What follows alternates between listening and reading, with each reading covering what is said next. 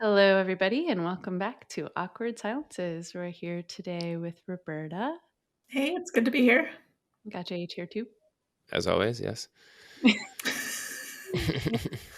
special and, to be honest, slightly sad episode because it is our last regular episode with Roberta, but hopefully not our last ever episode with Roberta. And that is because Roberta is moving on to other things. Tell us about it, Roberta. Yeah, my last day with the team is going to be early January. I got this really great opportunity to join the team at Design Department.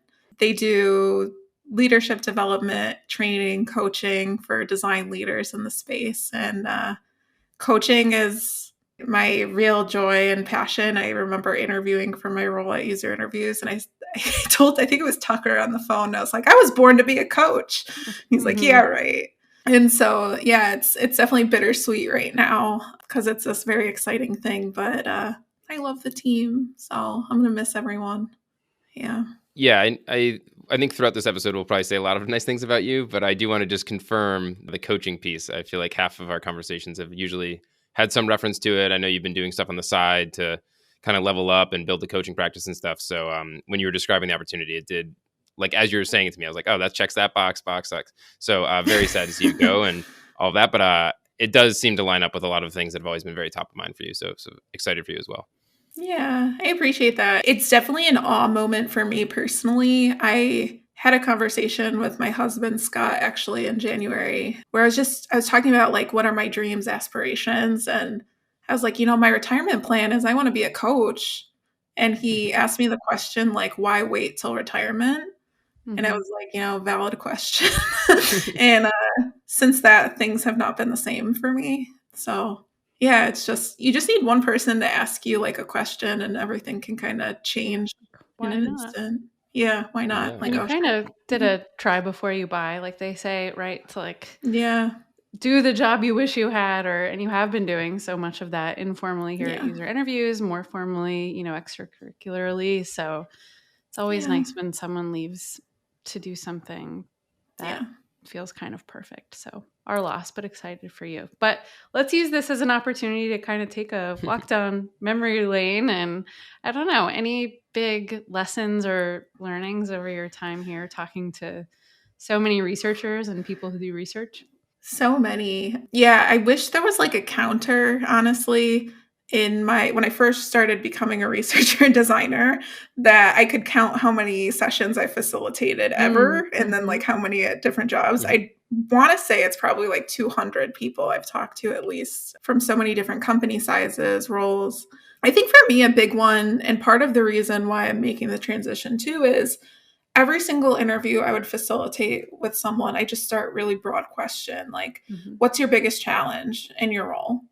And a lot of what I was hearing was just like, oh, it's hard to get like buy-in for research. Like, I'm really exhausted. I'm feeling burned out. Like all these different themes I would hear about, like self-care too. And that was surprising to me. It was surprising and not surprising because like that's something I deal with as a leader too. But yeah, that was something I wasn't expecting, and also part of what is giving me the push too, because it's a different type of problem to solve than like a software problem. I think like some other things too is just how people are learning. Like that's why I took this job. Super nerdy. People like our customers, researchers are learning in such different ways. Each company is so unique. Each researcher is so unique too. And so that's been really interesting. And yeah, I can kind of keep rambling, but just like internally, so many systems that we've built too. So I'll kind of pause there for now. Yeah.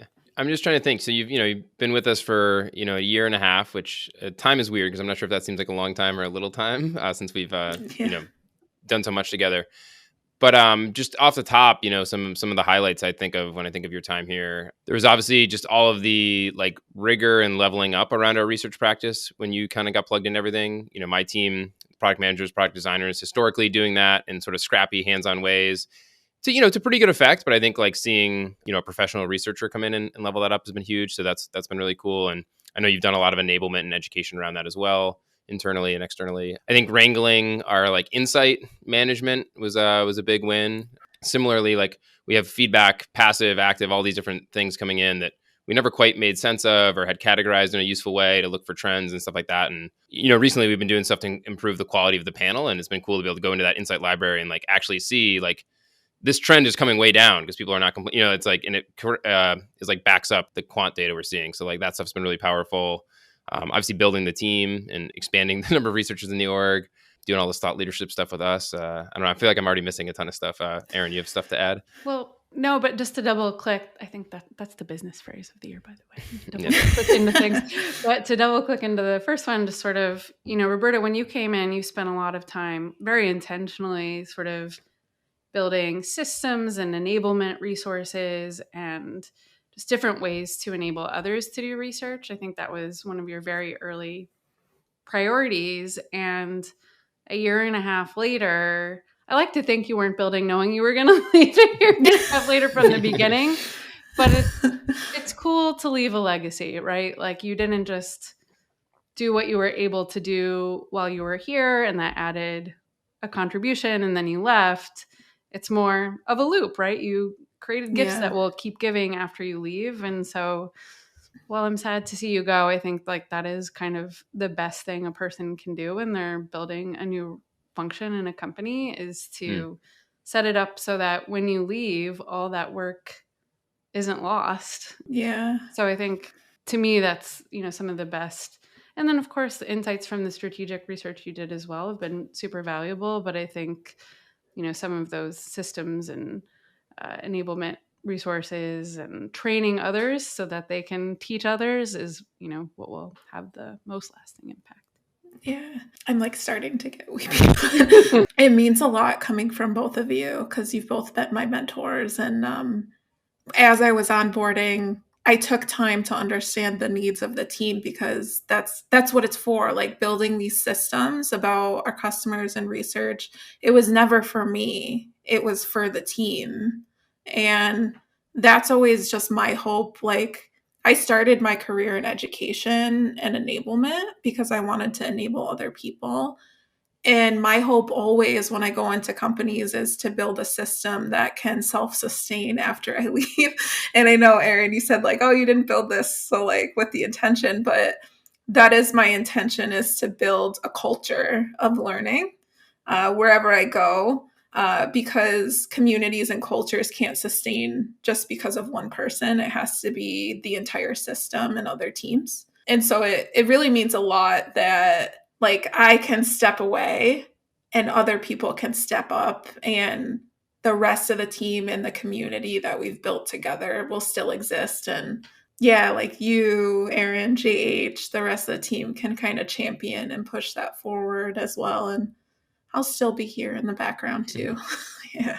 Our goal for the episode is to get you to cry. So we're getting there. Yeah. That might have been our shot. I don't know if we'll get another one. Yeah. We should have doubled down there. Yeah. No, everything.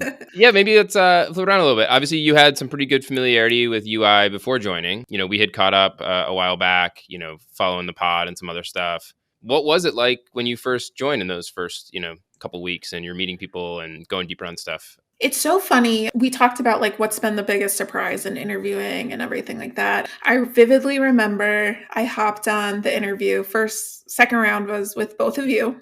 And I'm an avid listener of the podcast. And so it was really weird for me to be with both of you at the same time. And like you're speaking back to me and we're interacting in real time.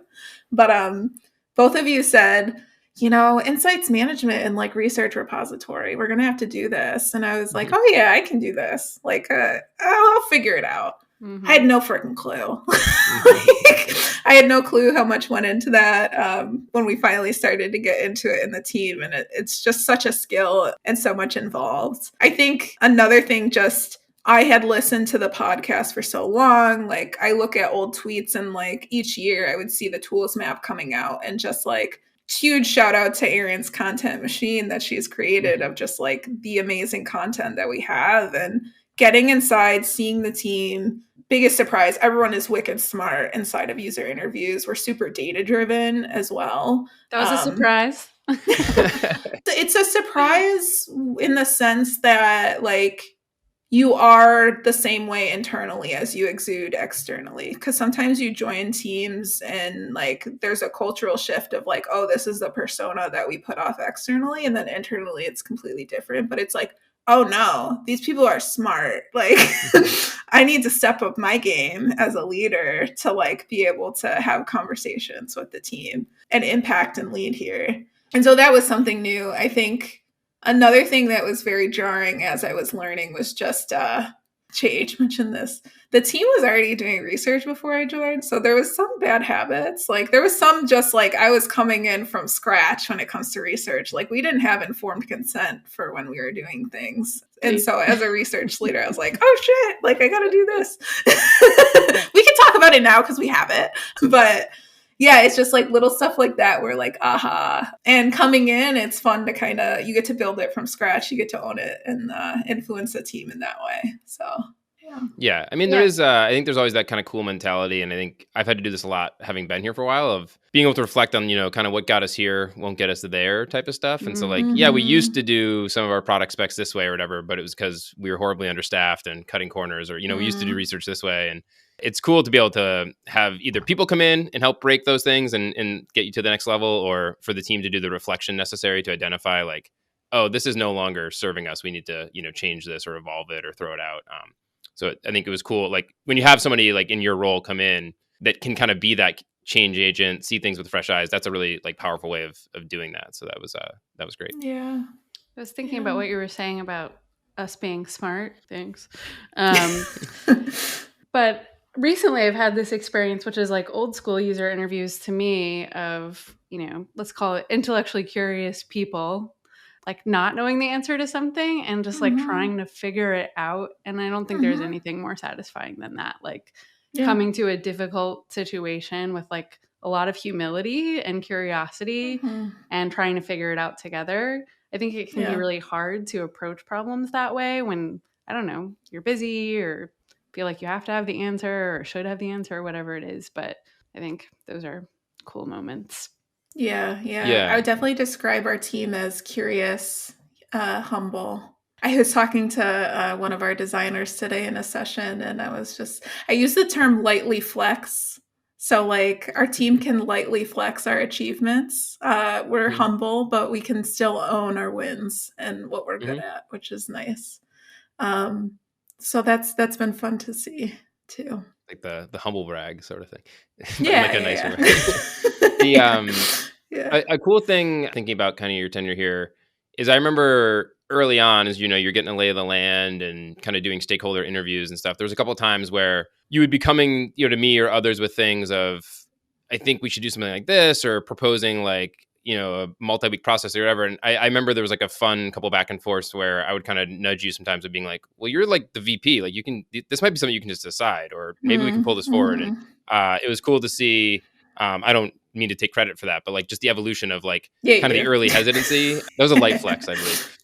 It was. And towards like, more recently, like a lot more decisiveness and driving things and initiate. And I think that's true for anyone coming into a role, right? You can't come in and be a bulldozer when you don't know how things work. But just seeing that growth has been really cool to observe as well. I appreciate that. I'd say some of the most unexpected thing I think during my time here is how much I've grown as a leader. This role was super unique in that I was reporting into the CEO. We were doing like go-to-market pricing research, also like product research, and all the orgs that I had been in the past, I was reporting into like a VP of product or a director of product. And it was very new for me, the level at which I didn't know like, oh, do I still need, like, how do I work with JH as like a VP of product? How do I work with all these other leaders? And the fact that I could go to the rest of the team and they trusted me and they were just like, Roberta, make the decision. Like, it's you own it. And it felt like when you said that, a lot of things changed for me. And I think that things like storytelling, the way that I share stories with the team changed, how I make decisions, the patterns I was seeing. It was just very unique vantage point that I've been in over the last year and a half that I don't think many research leaders get access to, like being on that executive level, that leadership team level. So I feel like I've grown so much because of it. What are you most excited about you were born to be a coach. You're going to get to do that. You're going to get to work with other design leaders. So it seems like there's a lot to like. Yeah. What are you most excited about? On a personal level, this will give Basil a chuckle. The team is very much about like sustainability at design department, and it's a 4-day work week. So inside joke. Yeah. I was not the person that always submitted that question and never asked me anything. So rest assured. But yeah, I'm excited. As a leader, we're often there for our teams. I'm excited to take some time back personally, travel some more, still obviously help other leaders. So that's really exciting. I'm going to be continuing my coaching certification. I've been going through training over the last year, so that'll be happening too. And then I'll be able to teach some really cool curriculum about things like authenticity and leading and how do you design alliances with teams and create visions and all the really things that get me jazzed up. I'm really excited too to just, part of my role is going to be looking at how do you deliver training in a virtual world, which is what I did my master's and kind of dissertation in. So I'm excited to go back and think about some problems I haven't thought about in a while too, of what does this look like post-COVID, now that training and education has shifted a little bit. So yeah. You've been very intentional about your career, right? And have had quite a sort of circuitous journey, you could say, but right, like now you're very much in-house, leading a team, practicing being a researcher for researchers, so it's all this meta stuff. And you've taught before and worked in education before. And so this kind of back and forth, between practicing in-house and then more consulting and I think that's an interesting sort of flow. I could see being appealing to some folks listening. And we were just talking about sort of designing your research career yesterday. So yes, I don't know, any tips for folks looking to get some insight from how you've approached your career? Yeah, I think looking back now, it feels very intentional. In the moment, it didn't feel intentional. I mean, I always tried to stick with my intuition on things of if I was in a role and something felt off, I would listen to that intuition. Why doesn't it feel off? Right. What energizes me? What de-energizes me? Yeah. And that's a lot of coaching, like values discovery. Mm-hmm. What values do I have as a person? And then exploring roles that kind of fit those personal values. When I look back at my career, all of the huge job changes that I've made have been because a role has conflicted with a value in some way, or a new opportunity has popped up that's like more aligned with the value. I was going to say, so what did we do to piss you off? No, you didn't piss me off. It's just that this pushes me closer to the values. And so that's always what I recommend is, career paths. There is not a right one. There's this really beautiful Robert Frost quote, I believe, where it talks about if the path ahead looks clear, you're probably walking in somebody else's path. I might be misattributing. Is this about the roads diverging in the forest? Is that a different one? It's a different one. But essentially, like, if the path ahead of you looks very clear, you're walking in somebody else's path. Yeah, make your own path. Yeah, that makes sense. Make your own path. It's really scary, really exciting. It's the blessing and the curse of career development. I tell that to people all the time. Yeah. But yeah, figure out what drives you, what motivates you. You'll know it. You'll sense it. Research yourself. Yeah, research yourself. Exactly. Yeah. There are lots of great books and exercises and stuff on this that, if people are listening, that you should definitely check out. I know the one I've really liked is Designing Your Life, I think is the name. It's the Stanford people that wrote it. But it has some cool prompts in there and some ways of like doing some exercises to reflect on, what you value in your personal life and health and financial stuff. And it does kind of give you, it doesn't give you the answers or the path, but it gives you some things to think about of, oh, I'm feeling a little undersatisfied here. And so something that, would give me these types of opportunities or these types of growth, potential paths, like those are exciting to me. So I'm sure there's a bunch of other great ones, but it's worth the reflection. And it's, it's almost New Year's. So, or it's, I don't know when this is airing. It's around New Year's. It's a good time to do reflection. So. I know, Roberta, you've been involved in being part of some research communities. I think you started. I did. Yeah. About, I don't know, what the future of those things look like in your next role, or just any thoughts on folks listening that want to be part of some research communities? Yeah. When I joined my role at User Interviews, I knew that like I would need my tribe of people. What is the support system that I need to be successful? Like I need a therapist, I need a personal coach. And then one other thing that I thought I needed was like a group of other research leaders that I could connect with. And so I created a group, and it's about 12 research leaders. We meet once a month and discuss like different topics. It's been really great. I don't know what's going to happen with that community yet. I actually reached out to someone. Do they know? They do know. I reached out to someone to see if he'd like to take it over and kind of reimagine. We'll definitely be meeting in some capacity next year, but it'll shift in form.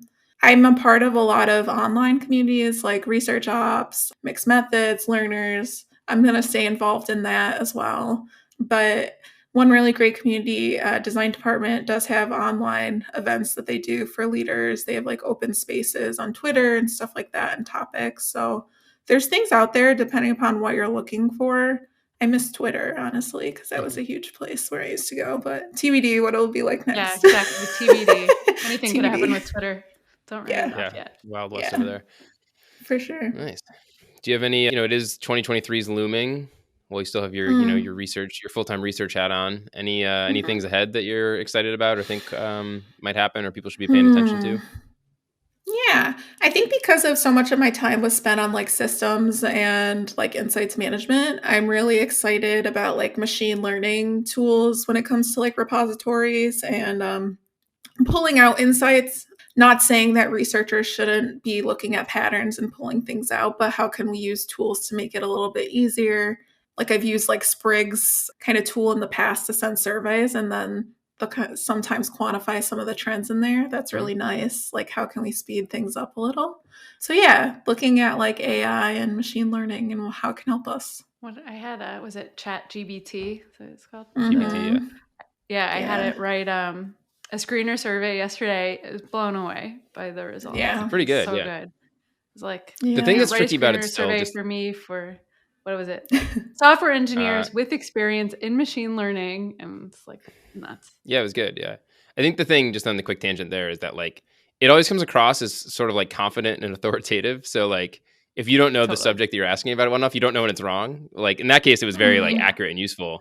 But it's a good bullshit. Like it just really comes across as being like, this is the answer. You're like, is it?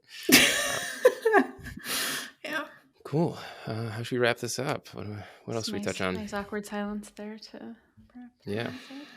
I'm gonna tell myself, Roberta, that you're running towards a new opportunity and you're not running away from us. That's gonna be. I always say that. I had a conversation with Nabil, VP of Ops here. I always ask the same question to people when they transition: is like, are you running from something or towards something? And it's definitely towards something. So I know we'll keep chatting. We'll be connected still. So it'll just look a little different. Thanks for everything, Roberta. See you on the other side. Yeah, excited for the next few weeks here to wrap things up.